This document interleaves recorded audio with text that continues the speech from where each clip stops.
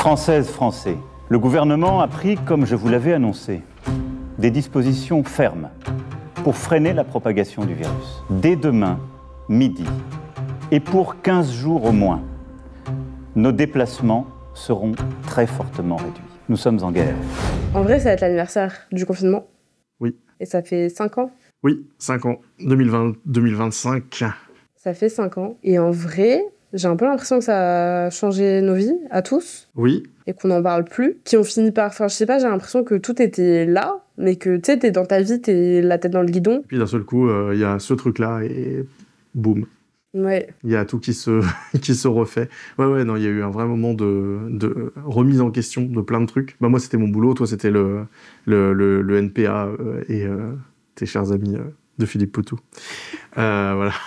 Cette installation... Donc là, c'est l'intro, et nous, on a déjà fait l'intro. On a déjà fait l'intro, et on vous a pas dit où on était. Globalement, moi, à côté du Canard, enfin, plus comme activité principale, en vrai... Oui.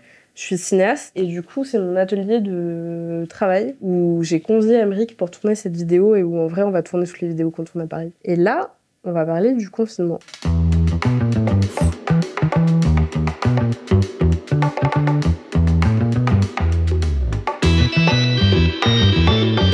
Juste avant l'annonce du confinement, j'étais aux alentours dans la région de Lille parce que j'étais en train de filmer des entretiens avec des gilets jaunes, donc tous les gilets jaunes qu'on avait rencontrés pendant tout le mouvement, pour faire une sorte de bilan. Donc ça faisait 1 an et demi que je faisais ça, où c'était vraiment relever de la parole, faire parler des groupes de gilets jaunes entre eux, sur un peu les questions de base de tout ce qui a traversé le mouvement. Mais parce que les gilets jaunes, c'est récent encore à l'époque, c'est fin 2018 et toute l'année 2019. Le mouvement, il était encore en cours à certains endroits. T'avais des gilets jaunes qui étaient mobilisés juste avant, en février, j'étais à Caen, avec ma meilleure pote, on était en train de filmer des entretiens.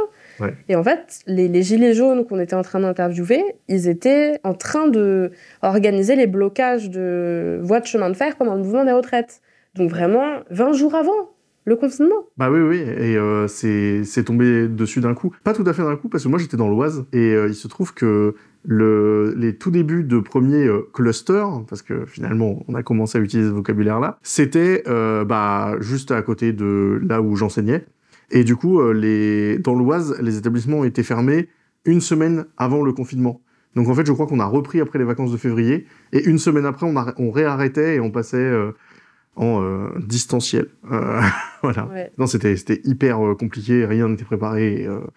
On a été mis dans le bain comme ça. Et il y a eu plein de décisions comme ça qui ont été prises, qui étaient complètement n'importe quoi. L'absence de masque, qui fait qu'on a la conseillère en communication, enfin la porte-parole du gouvernement de l'époque, Sibeth Ndiaye, qui dit « Mais on n'a pas besoin de masque. Et de toute façon, le masque, pour le mettre, c'est un geste technique, donc c'est trop compliqué, donc les gens sont trop cons pour pouvoir les mettre. Donc en fait, il faut pas aller chercher de masques. Tout ça pour cacher qu'ils avaient détruit des stocks énormes de masques. Ça avait été commandé précédemment par Hollande. Ouais, en fait, pendant l'épidémie de la vache folle. Non, pas la vache folle. Non, c'était le H1N1. H1N1, c'est la Le H1N1, ouais. Et en fait, il y a eu aussi des commandes de masques avant, de stocks qui étaient périmés, mais qui ont été détruits parce que ça prenait de la place et que du coup, il fallait laisser ça tranquille. Tout ça dans une période qui était n'importe quoi. C'était la campagne des municipales, notamment à Paris, où on avait Cédric Villani qui se présentait, Agnès Buzyn, ministre de la Santé, qui démissionne en pleine crise pandémique pour faire la mairie de Paris.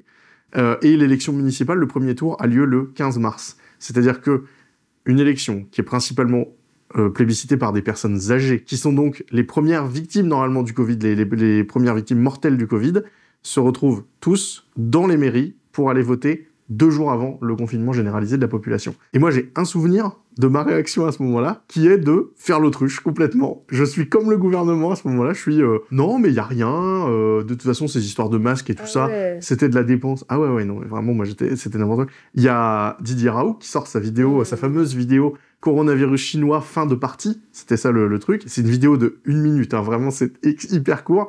Et juste, il est là, il fait « Oui, le coronavirus chinois, ça va se soigner très vite, suffit un petit coup de chloroquine, et puis c'est fini, c'est l'infection respiratoire la plus facile à traiter. » Bon, moi j'y ai cru parce que c'était relayé par une virologue qui était vidéaste aussi sur YouTube à ce moment-là, donc dans la vulgarisation et tout, qui était la niche dans laquelle j'étais. Moi j'étais dans le truc juridique, mais c'était un peu les niches à côté.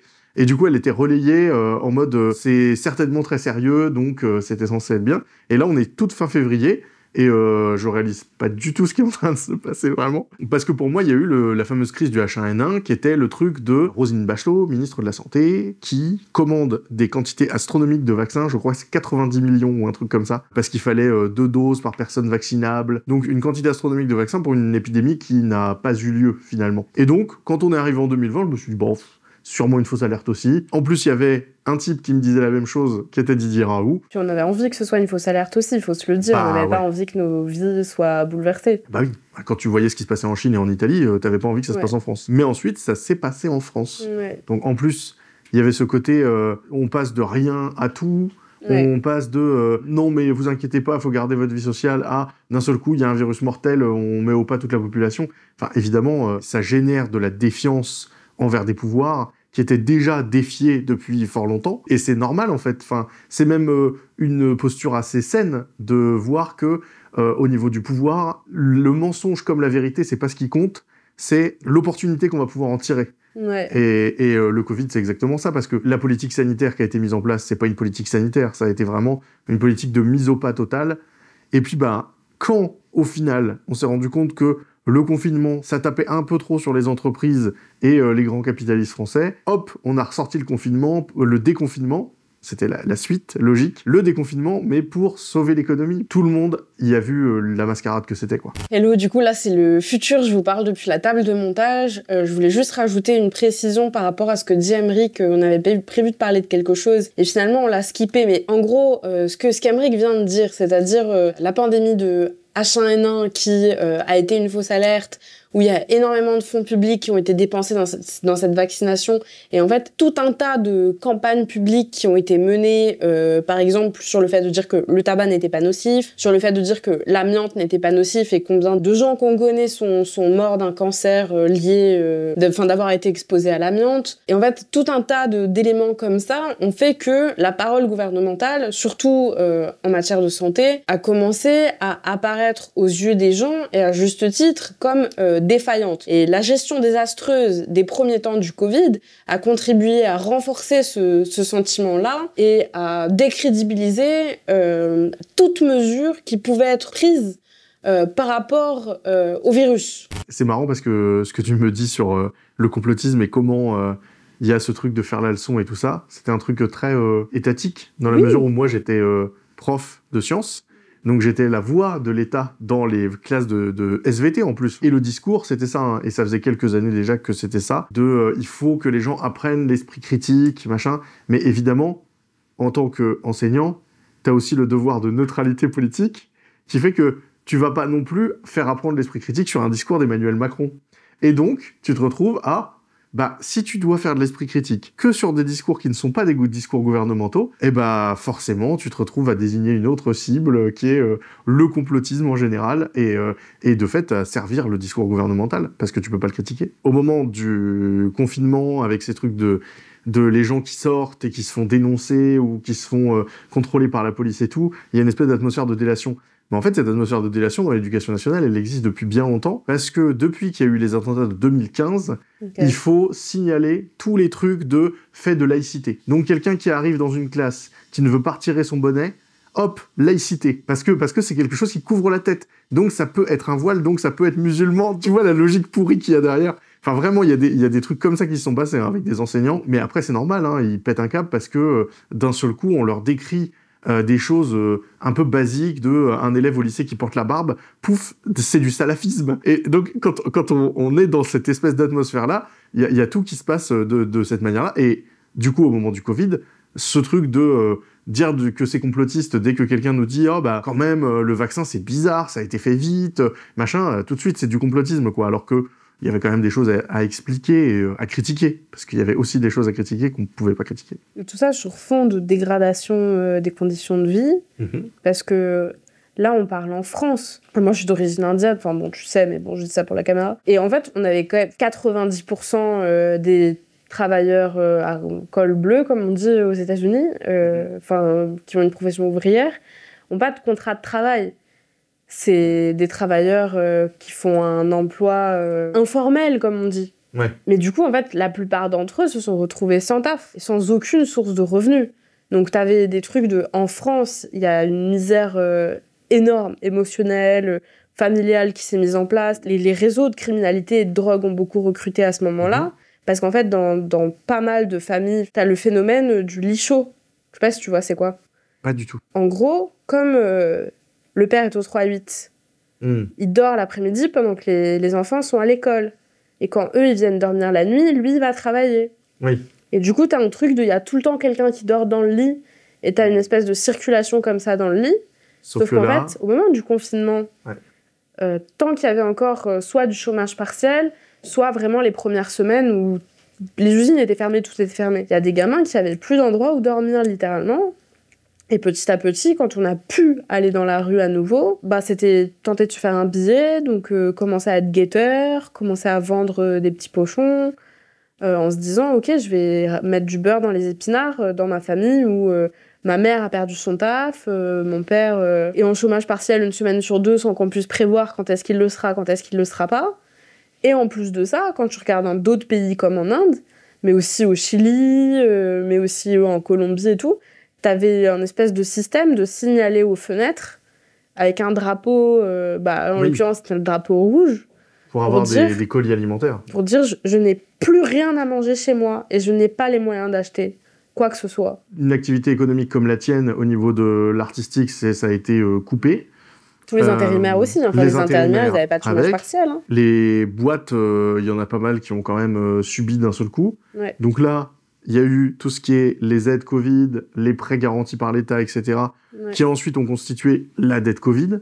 Ouais. Donc on s'est quand même retrouvé dans une situation hyper compliquée pour plein de gens. Moi, j'étais de mon côté à faire mes trucs de cours à distance, où d'un seul coup, ça a complètement été mieux pour moi, parce que je n'en pouvais plus de l'éducation nationale, et le fait de ne pas aller dans l'établissement, c'était un bonheur. Ouais. Mon colocataire, à l'époque, lui, c'était l'inverse. Il détestait le télétravail, il n'arrivait pas à se concentrer et tout. Donc c'était assez folklorique nos journées. Et puis par contre, t'avais des gens qui continuaient à bosser parce que fallait aller faire le ménage dans je ne sais quelle entreprise. Enfin, vraiment des trucs de... On se dirait première nécessité, on en doute. C'était très bizarre. Mais il y avait aussi des employeurs qui voulaient absolument garder le contrôle, absolument que les gens y viennent et qu'ils reviennent le plus vite possible, même s'ils étaient hors la loi des fois. Enfin, il y a quand même des trucs assez fous qui ont été faits à ce moment-là. Sachant qu'à ce moment-là, on savait pas encore trop si en allant au travail, on n'avait pas de masque, si on n'allait pas mourir. Enfin, genre vraiment. Oui, il y avait ce Parce que même les soignants, t'avais un espèce de crainte tu recevais des gens qui pouvaient plus respirer. Et les morgues se surremplissaient. Mon frère qui bossait à l'hôpital, il a vu les containers arriver. On pouvait pas stocker les morts complètement à l'hôpital de Beauvais. On était obligé de rajouter un container pour mettre les morts en surplus du Covid. Ouais. Donc il y avait une vraie crainte énorme, et même en allant faire les courses en fait. Ouais. Quand t'allais faire les courses, t'avais un peu ces deux impressions-là, t'avais l'impression de potentiellement je vais mourir, et puis de l'autre côté tu voyais les petits renards qui traversaient, enfin moi c'était ça, hein, mon quotidien c'était ça. C'est quand même une dinguerie que aujourd'hui on parle du confinement, on ne parle pas de ça. Enfin, t'as l'impression que on est dans une situation sociale où là on reparle du Covid, mais en fait là on parle aujourd'hui, il y a la guerre en Ukraine, le génocide palestinien, il y a cette situation de montée à la guerre, et aujourd'hui encore toutes les questions sociales sont complètement tues. Tous les licenciements qui sont en cours aujourd'hui, c'est exactement la même situation que pendant le Covid. On n'en parlait pas. Le pouvoir fait ce qu'il fait toujours, c'est-à-dire que dès l'instant qu'il peut se maintenir au pouvoir, tout est une diversion possible. Donc c'était une opportunité et ils l'ont saisie, et ça marche plutôt très bien. Macron qui fait des espèces d'effets d'annonce où tu sais pas trop quelles sont les mesures qui sont prises, qui fait des grandes déclarations, mais un peu comme il le fait aujourd'hui, hein. Nous sommes en guerre. Oui. Et donc, il y a des mesures qui vont venir dont on ne donne pas forcément vraiment le détail. Et en attendant, dans la population, nous, ce qu'on vit, c'est extrême isolement social qui, de toute façon, se répandait de plus en plus. Enfin, les Gilets jaunes, c'était aussi une réponse à l'isolement social. Enfin, moi, j'ai grandi dans le quartier de Barbès, vers la Goutte d'Or, à Paris. Et en fait, j'avais vraiment ce truc-là de... Nos parents, quand ils faisaient le marché, ils pouvaient nous laisser dans les rues où il y avait des commerçants. Oui. Et en fait, les commerçants gardaient les enfants pendant le marché, c'était considéré comme normal, et il arrivait jamais rien. T'avais un espèce de truc de l'éducation était prise en charge collectivement, t'avais tout le temps des activités, les associations, elles étaient riches de choses. Et encore, on me dit que vraiment t'as eu un truc de dégradation du lien social dès les années 60, avec les grands ensembles et tout. Ouais. Mais Déjà, moi, à mon époque, de mon grand âge, Oui, c'est vrai qu'on est vieux. mais j'avais l'impression que... Enfin, tu vois, le monde, il était vraiment différent et qu'après le Covid, ça a entériné ce truc-là d'atomisation, division de la population d'une manière extrême, où genre, t'es même enlevé de ton territoire, puisque tu peux même pas aller dans la rue, dans ton village, tu peux pas juste te promener. Oui, c'est sûr. Moi, c'est 2018 que j'ai redéménagé dans l'Oise. Et au final, 2020, Covid, confinement, etc. Donc déjà, niveau implantation, c'était compliqué. Il y avait aussi ce côté isolement social. Après, moi, j'avais de la chance, j'étais en colocation. Donc c'était plutôt pas mal. On a fait le jeu Subnautica à l'époque, qui était très très bien, Subnautica. Mais il n'empêche que voilà, nous, on faisait ça parce qu'on était plutôt des gens solitaires. Mais quand t'es habitué à une certaine sociabilité ou que t'es juste un peu sociable, en fait, ça a été juste, on t'a coupé ta vie. Voilà, on t'a dit, le 17 mars 2020, bon bah stop. Et les gens qui étaient dans une situation proche de la tienne, c'est-à-dire je sors tout juste de mes études, j'ai tout juste mon diplôme, ou alors je vais avoir mon diplôme et tout, tu sais, les bacheliers 2020 et tout, les pauvres, ils se retrouvent avec un diplôme qui est considéré comme sans valeur par pas mal d'employeurs, ils se retrouvaient à l'époque avec Parcoursup qui commençait déjà, enfin vraiment c'était un enfer sans nom. Et puis globalement, de toute façon, toute cette période du premier confinement, c'était aussi le choc. Là, la liberté de circulation, c'est fini. C'est quand même un choc important, quoi. Et on y a assez peu réfléchi. À l'époque, on devait juste encaisser parce que c'était tellement énorme que... Et en même temps, il y avait un truc de habitude de ça. C'est-à-dire que, tu sais, quand tu revois ta vie jusqu'au confinement, Ouais. tu te dis petit à petit, c'est vrai qu'on avait de moins en moins le droit de faire des trucs. Je pense à ça parce que là, en ce moment, je suis en train de revoir Foot de rue. Du coup, je réalise déjà dans le dessin animé, tu vois, t'as tout ce motif de le maire qui poursuit les petits pour pas qu'ils fassent du foot dans la rue, la police poursuit des bandes de petits qui jouent au foot dans la rue, enfin, tu vois, le niveau de... Ouais. C'est aberrant, mais c'est réel, en fait. Alors que c'est du partage, respect, foot de rue. T'as regardé aussi. Bah évidemment. Et en fait, c'est quand même un truc de ouf parce que tu te dis, petit à petit, tous les trucs qu'on faisait, même, tu vois, organiser des fêtes comme ça, tu vois, t'as un terrain vague, même à la campagne, t'as un bout de champ qui appartient à personne ou qui est pas en jachère, qui est pas en exploitation. Pof, t'y vas, tu mets des tentes, tu mets un truc, tu fais une fête. Ouais. Tu pouvais avoir cette espèce de truc, même des blocs parties. Moi, j'ai connu la fin de ça. Mais il y avait quand même un truc à Porte de la Chapelle, t'avais des DJ qui arrivaient, qui s'installaient, t'avais la ride. Et tout ça, c'est étiolé au point où tu ne peux faire que ce qui est exactement dans les clous. Et le confinement, c'était le summum de ça. C'est tu ne peux plus rien faire du tout. Et en fait, j'ajoute juste qu'elle n'est pas anodine, cette question d'isolement social, parce qu'en réalité, on l'a vu à plusieurs reprises dans des vidéos canards, notamment dans le Chez vous, avec Alain à Saint-Nazaire, quand il nous a fait visiter sa ville et les chantiers navals. En fait, la question de l'isolement social, c'est aussi la question de l'incapacité à résister face aux attaques. On vous disait avec Aymeric tout à l'heure qu'il y a un certain nombre d'attaques sur les classes populaires, le monde du travail qui se sont succédés juste avant la crise du Covid, qui en fait a été utilisée et instrumentalisée comme une opportunité pour continuer à faire en sorte qu'il n'y ait plus ce lien social-là qui fait que on se connaît, on se parle, on se partage nos expériences de vie, on est en mesure de se dire ok, en fait la galère c'est pas moi, c'est pas que moi je sais pas gérer mon budget, c'est qu'en fait il y a un vrai problème sur nos niveaux de vie, sur nos salaires. Et pour que ce switch là par exemple qui s'est produit sur les ronds-points pendant les gilets jaunes ne puisse pas se produire, il faut faire en sorte que les gens ne puissent pas se parler, voire n'aient aucune surface de contact, n'aient pas de lieu de socialisation où se retrouver, ou faire la fête ensemble, ou se rencontrer, ou faire peuple, en fait. Je me suis fait contrôler une fois, parce que mes parents sont partis faire les courses, et ont oublié de m'acheter mes serviettes hygiéniques. Ouais. Et donc, j'ai dû ressortir en acheter. Bah oui. Et en gros, le supermarché il est assez loin de chez mes parents. Enfin, il était, du coup. Et en fait, je me fais contrôler. Donc je dis que je vais chercher des produits de première nécessité, hein, n'est-ce pas ? Oui, de fait. Parce que voilà. Et en fait, c'était vraiment la pression à l'amende et tout. On ne peut pas sortir juste comme ça. Il faut... Enfin, je sais pas si tu te souviens de la propagande à ce moment-là, mais c'était vraiment... Il faut faire énormément de courses. C'était fou. Pour faire des réserves, pour tenir longtemps. Et comme les gens... Les pénuries de papier toilette. Oui, mais c'était le discours que le gouvernement avait. Il te disait que tu devais faire des courses en gros pour...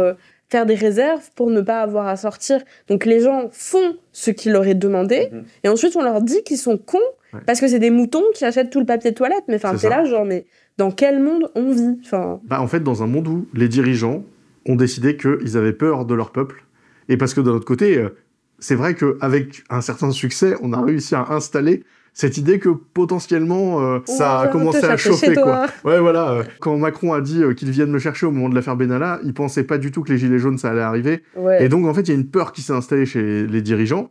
Et la manière que la Chine a géré la peur, c'était on va confiner la population, on va faire en sorte de faire taire toute opposition. Et c'est exactement ce qu'a fait le gouvernement français.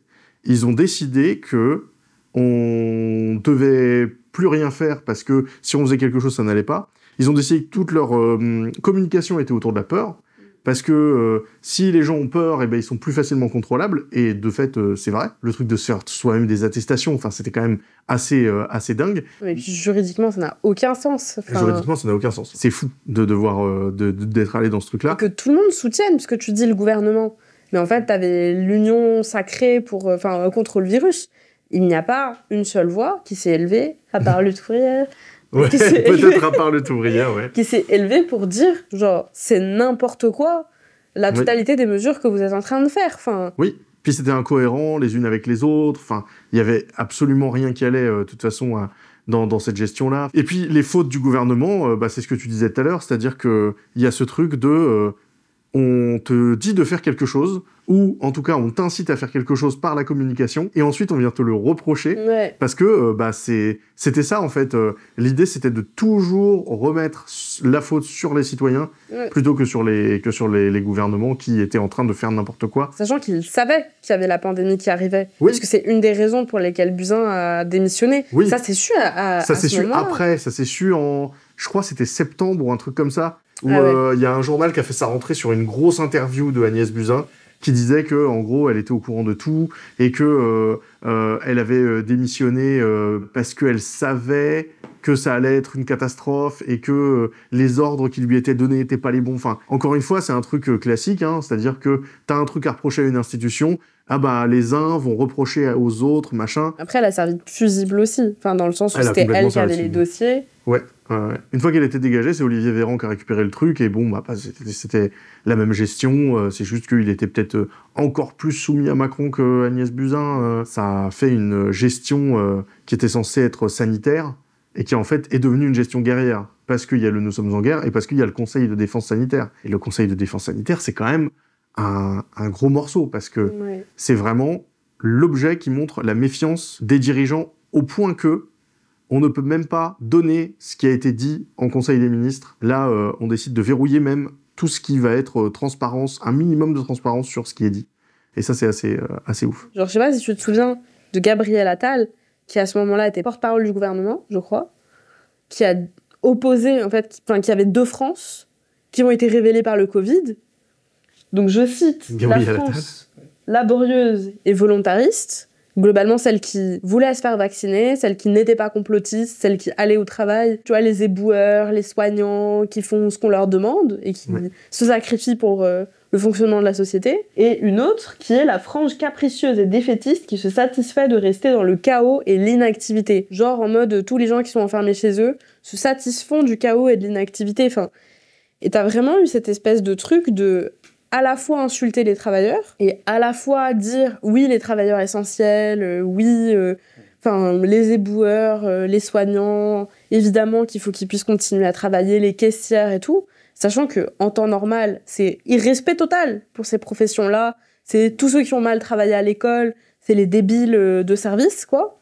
Mais là, tout va bien, et tout est super, il faut applaudir les soignants aux fenêtres à 20h. Ouais, ou alors on s'en fout, en fait. On s'en fout de ces travailleurs-là. C'est assez drôle, parce qu'on a bossé ensemble sur une série Sarkozy, et il y a un extrait d'un député sarkozyste qui parle de l'absentéisme à l'hôpital pour justifier qu'on mette des jours de carence aux travailleurs hospitaliers, et qui raconte... que l'absentéisme, de toute façon, c'est consubstantiel aux hôpitaux. C'est-à-dire que les travailleurs dans les hôpitaux, de toute façon, ils font exprès d'avoir des arrêts maladie, enfin vraiment des trucs débiles comme ça. Et c'est exactement la rhétorique qu'utilisait le gouvernement sur les soignants. Sauf que là, d'un seul coup, il y avait besoin des soignants. Donc, dans le discours, on les brosse dans le sens du poil, et dans la réalité, c'est n'importe quoi. Au tout début, avec pas de blues, on a quand même des soignants qui sont arrivés avec des sacs poubelles troués en tant que blues. C'est quand même assez dingue. On a des soignants qui sont hyper révoltés, du coup, qui se retrouvent à faire, du coup, une marche blanche. C'est les premières manifestations en sortie de Covid. C'est des manifestations de soignants qui sont en colère parce que ils avaient déjà fait un mouvement en 2019 où ils disaient « l'État compte ses sous, on comptera les morts ». Et donc ça, c'était novembre 2019, donc vraiment juste avant le Covid. Au moment du Covid, on les applaudit tous les soirs à 20h, mais ça suffit pas, il n'y a rien qui se passe. Macron raconte que les soignants sont très mal récompensés, tout ça, c'est un discours de avril 2020, donc on est en plein confinement. Ces discours, ils sont hyper regardés, du coup, lui, il est super content, il en fait tout le temps. Et il dit que finalement, les soignants, ils sont incroyables, qu'il va falloir les récompenser plus. Moi, j'y crois, à l'époque. C'est ça le pire, là-dedans. C'est que je me dis, peut-être qu'il s'est enfin rendu compte que son modèle pouvait pas fonctionner. Quelle naïveté a posteriori. Mais comme d'hab, la peur, ça marche, la propagande, ça marche. Moi, c'est ma phrase tout le temps. La propagande marche tellement que les soignants se retrouvent à juste être applaudis et ils ont rien de plus. Ils marchent face au gouvernement en réclamant des conditions de travail dignes, notamment les services d'urgence, parce que les services d'urgence, c'est ceux qui sont quand même au premier contact des malades ou de ceux qui pensent l'être. Enfin, donc c'est hyper compliqué. Et de la misère aussi, parce qu'il y a aussi le traitement par l'hôpital de la misère, étant donné que, ce qu'on disait tout à l'heure, les gens n'ont pas forcément de domicile et tout ça, donc ils se retrouvent aux urgences, qui est un endroit qui est accessible à tous. On se retrouve quand même face à des gens qui en ont marre, que ça fait plusieurs années ils en ont marre, ils font une marche, et les images qu'on a de cette marche, c'est une soignante qui est traînée par les cheveux par un CRS. On est quand même sur un traitement des soignants qui est là aussi d'une incohérence totale, c'est-à-dire que quand ils sont d'accord avec nous, on les applaudit, et quand ils sont plus d'accord avec le gouvernement, là on leur envoie les CRS et on leur casse la tronche. Enfin, vraiment, c'était assez ouf comme... Mais sachant que juste pour rappeler les conditions de travail à ce moment-là à l'hôpital, c'était des gardes qui s'enchaînaient de parfois 36 heures d'affilée. C'est des situations d'isolement social extrêmes parce que t'en as plein de soignants qui ont cessé de vivre avec leur famille pour pas prendre le risque de les contaminer. Ouais. Des situations où t'as des élèves de l'école d'infirmière, donc l'IFSI, qui sont en première, en deuxième année, donc qui sont pas du tout prêts à aller à l'hôpital, qui ont pas les connaissances de base, qui se retrouvent à devoir travailler parfois seuls, comme si c'était des infirmiers ou des infirmières formées sur le terrain, à voir des dingueries aussi, parce que les gens ils étaient en souffrance, t'avais des gens blessés qui étaient pas pris en charge parce que c'était tout Covid, parce que t'avais des gens qui mouraient d'autres maladies et qui n'ont pas été comptés, mais qui mouraient d'autres maladies à cause du fait qu'ils n'étaient pas soignés. C'est ça, il y a eu des retards et qui ont été pris même sur des cancers ou des choses comme ça, où en fait, vu que c'était tout Covid et que de toute façon il n'y avait pas le personnel, on s'est dit on va annuler des rendez-vous, notamment de cancérologie et des choses comme ça. Et il y a des gens qui du coup se sont trouvés après la crise Covid, devant des cancérologues qui leur ont dit « vous en avez pour un mois à vivre ». Et tout ça sans parler des morts. Les EHPAD, pareil, énorme quantité de morts dans les EHPAD parce que le Covid touche principalement et surtout est dangereux principalement pour les personnes âgées. Donc énormément de morts dans les EHPAD. Il se trouve que le grand-père de mon ex se retrouve à ce moment-là à décéder. Et donc il est enterré, pas le droit de voir le corps parce que risque de contamination. Donc le cercueil toujours fermé et l'enterrement à 20 personnes. Enfin, c'est aussi traumatisant pour tous ces gens qui se retrouvent à perdre un proche à cette période-là. Et puis c'est quand même une négation un peu de l'humanité, quoi. Quand tu commences à avoir des symptômes du Covid qui pourraient devenir un cas grave, surtout quand t'as des facteurs de comorbidité, genre t'es asthmatique, genre t'as des problèmes cardiaques, genre t'es vieux. T'as des allergies. T'as des allergies. Typiquement le pollen. On est quand même en plein printemps. Ouais, typiquement. Le système de santé est tellement dégradé que de toute façon, il n'y a pas de médecin de proximité pour ne serait-ce que pouvoir identifier les symptômes en amont, tenter de donner des choses pour éviter que la fièvre monte, pour éviter que les problèmes respiratoires augmentent. Enfin, je sais pas les termes médicaux, mais voilà. On n'est pas médecin, c'est sûr, on n'est pas médecin.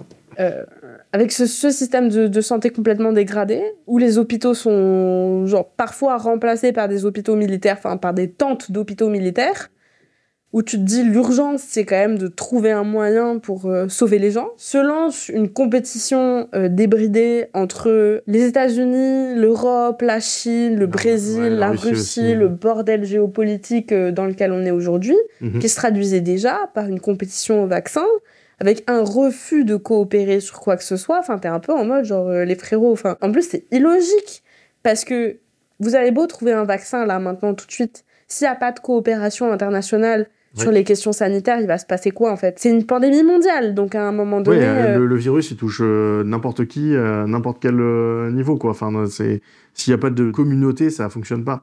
Puis ça s'est traduit en un truc qui est quand même assez fou, qui est la non-levée des brevets. Bah oui. Enfin, les vaccins, à partir du moment où tu as une pandémie mondiale qui peut faire des millions de morts, tu te dis que quand même, le premier qui trouve, il peut le partager à tout le monde. Mais oui. Non, on va faire payer les gens. On va faire payer les gens, on va faire payer les pays, on fait payer les gens. La sécurité sociale s'est retrouvée en France à payer Moderna et Pfizer des quantités astronomiques d'argent parce que le vaccin est sous brevet. Du coup, la vidéo est terminée, c'est ça? Ouais. Pour certains, normalement, c'est l'audio, d'ailleurs, parce que peut-être que ce sera dans l'audio. On en parle juste après. Nous, on est qui? On est... Déby. Et moi, c'est Émeric. On est tous les deux plutôt... d'habitude du côté de la rédaction. Voilà, rédaction, on écrit recherche. Les vidéos, ouais, on écrit les vidéos, on cherche dessus, on lit des bouquins. Et depuis pas longtemps, on fait les recherches et on écrit ensemble, ce qui est cool. Oui, et maintenant en plus on présente ensemble, ce qui est encore plus cool. Ça, c'est permis parce que on est financé. Vous savez que le Canard Réfractaire est un média indépendant et que par conséquent, on a besoin de sous de la part des gens.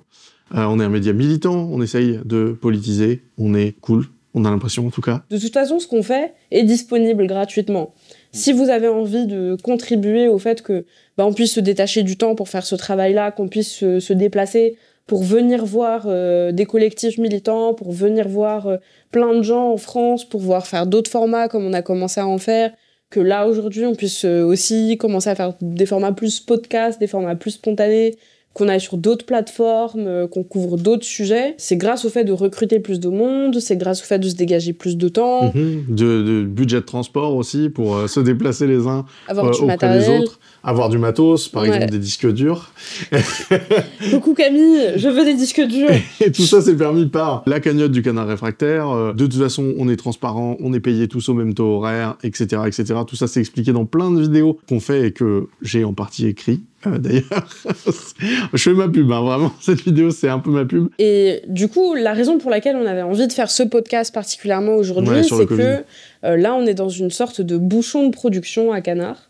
Parce qu'on n'a que 2 monteurs qui travaillent vraiment sur la chaîne principale, 3 avec monteurs des coloniales qui travaillent sur Actu Réfractaire. Et globalement, on nous a fait comprendre au bout d'un moment que si on continuait à écrire des vidéos à rallonge, les vidéos seraient montées en avril. Et avec Émeric, on avait quand même envie de parler de ce qui s'est passé il y a 5 ans avec le Covid et le confinement, parce que on pense que ça a un énorme impact sur ce qu'on est aujourd'hui en tant que société et de ce qu'on vit aujourd'hui en tant que même individu des fois, parce que l'impact du télétravail, l'impact de toutes les lois sécuritaires, de tout ce qu'on a dit sur les rassemblements, etc., et sur les mouvements sociaux qui sont quand même un truc hyper important pour Canard Réfractaire. De fou. Ça fait partie de ces trucs qui sont importants à dire quand on est sur l'anniversaire des 5 ans du Covid, quoi. On a beaucoup de choses à vous dire, il y a beaucoup de choses dont on aurait envie de parler, donc on avait envie de vous proposer ce format long, où on a fait moins de recherches, on a pu quand même travailler à 2